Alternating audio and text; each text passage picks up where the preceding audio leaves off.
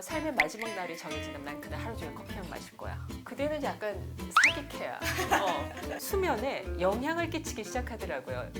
신문을 보시는 거예요. 82세세요. 그러더니 그분이 뭐라고 하시죠? 난 평생 이거 해요. 이처럼. 궁금하지 않으세요?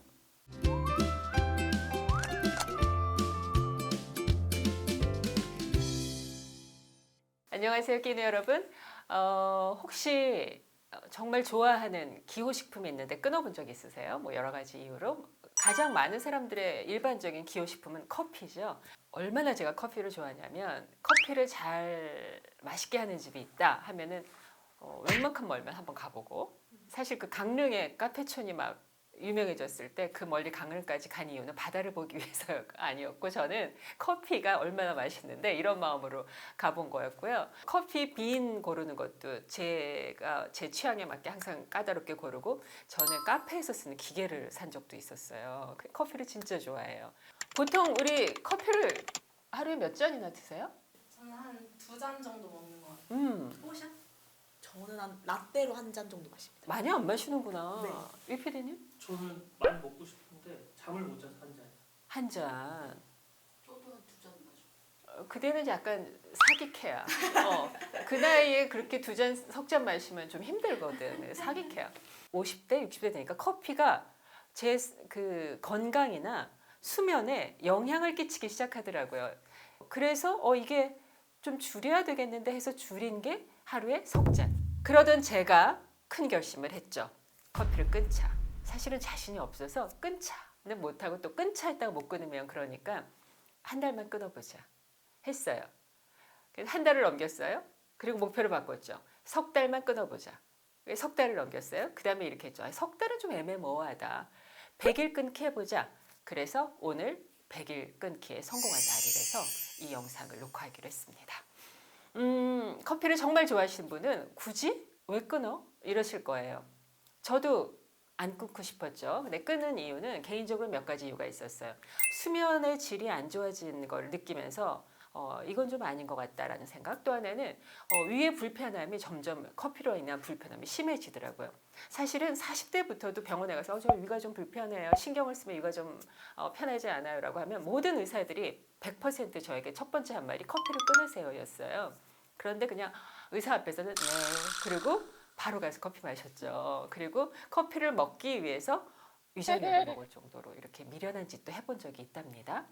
커피는 우리 다 알다시피 좋은 점이 많아요. 뭐 항산화 물질도 많고 순간적으로 각성 효과도 크고 집중력을 높이고. 우리가 예를 들어서 약물 중독이다 그럼 심각하다고 생각하는데, 어떤 기호식품의 중독이다 이러면 심각하다고 생각하지 않잖아요. 그런데 잘 생각해 보니까 나의 의존성이 점점 높아지는 건 심각하다라고 생각이 되는 거예요. 예를 들어서 나는 밀가루를 안 먹으면 힘들어.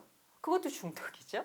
그리고 나는 커피를 안 먹으면 안 돼. 나는 쇼츠를 하루에 1시간 이상 안 보면 안 돼. 그런 모든 것이 사실 중독이잖아요.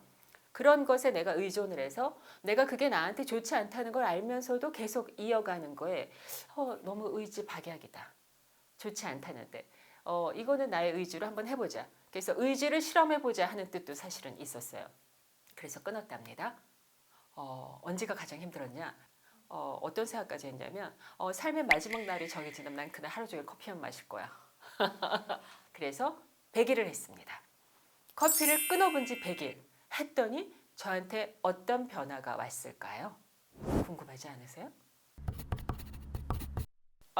커피를 끊었더니요. 나쁜 점은 오전에 행복감이 줄었다?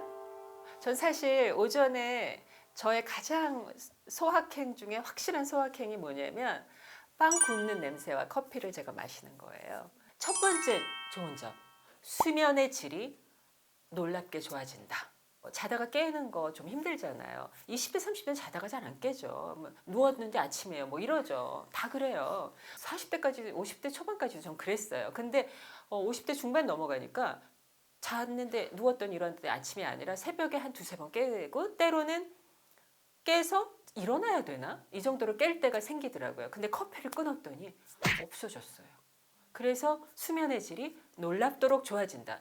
이거는 그 커피로 인한 즐거움과 행복도 크지만 수면의 질이 좋아진 행복감이 정말 크고, 제 컨디션이나 건강이 너무 중요해서 바꿀 필요성을 못 느끼는 지점에 간 거죠. 그래서 이제는 100일이 지난 시점에 그냥 이대로 끊자로 가고 있어요. 몰라요 또. 제가 200일 됐어요. 사실 커피 마십니다. 이럴 수도 있고 제가 어디 가서 카페 가서 커피 마시다가 끼는 여러분한테 마시네 이러고 걸릴 수도 있어요. 두 번째는 저는 그 위가 약한 편이에요. 그런데 위를 괴롭히는 횟수가 현저히 줄었다. 역시 내과 의사들이 제가 불편함을 호소했을 때 커피 끊으세요 라고 얘기했던 게 맞았구나. 이제서 한다. 세 번째는 지난번에도 한번 말씀드렸는데 제가 그 편두통이 있다고 말씀드렸잖아요. 저의 오랜 괴로움 중에 하나였어요. 그래서 그 편두통이 저는 이렇게 안 좋은 냄새가 유발인자였고 편두통이 심했는데 제가 커피를 끊은 지난 100일 동안 두통약을 먹은 횟수가 한 3번? 2번? 두통이 없어진 게 아주 없어진 건 아니고 두통이 많이 없어졌다. 그게 커피 때문인지 아니면 제가 최근에 목 주변에 스트레칭을 열심히 하는 편이에요. 예전에 안 하다가. 그것 때문인지는 확실히 모르겠으나 하여튼 커피를 100일 동안 끊은 이후에 두통이 현저히 줄었다. 그것도 저에게는 아주 행복감을 높이는 요소가 됐어요. 그 다음 네 번째는 제가 아주 안 좋은 식생활 습관이 단 음식, 디저트를 좋아해요. 그래서 맛있는 빵, 갓 구운 베이글 그런 거를 아주 좋아해요. 그게 반드시 뭐랑 먹어야 돼요? 커피랑 먹어야 되죠. 그래서 너무 달면 한 두 스푼, 세 스푼 먹고 나면 너무 달아서 커피를 하나 마셔서 쓴맛이 확 돌면 또 다시 디저트가 땡기고 그러다 보면은 커피를 마시면 먹는 디저트 양이 많아지는데 커피를 끊었더니요. 밀가루와 빵, 디저트 생각이 한 6, 70% 없어진 것 같아요. 그래서 요즘에 뭐 당 피크가 안 좋다 이건 다 아시잖아요. 그래서 저도 좀 줄이려고 하는데 예전에 먹던 디저트 양과 밀가루 양이 한 10%? 20%?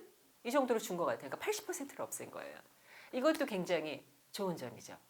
아무리 마셔도 나는 상관이 없어 이런 분들은 계속 즐겁게 마시시면 되고요.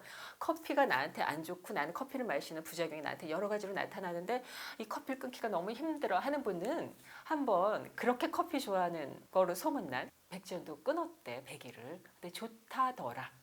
그래서 나도 한번 새해를 맞아서 결심하고 해볼까? 이런 분들은 한번 생각해 보셔도 좋을 것 같아요.